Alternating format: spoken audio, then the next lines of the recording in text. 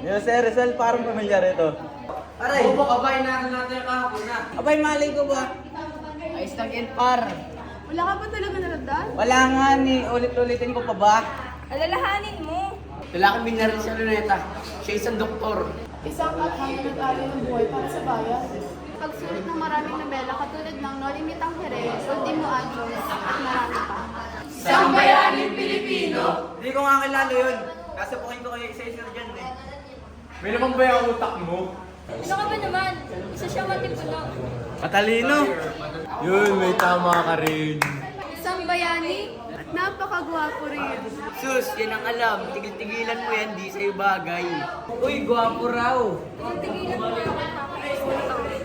Ikwento nyo na lang to sa akin para malaman ko.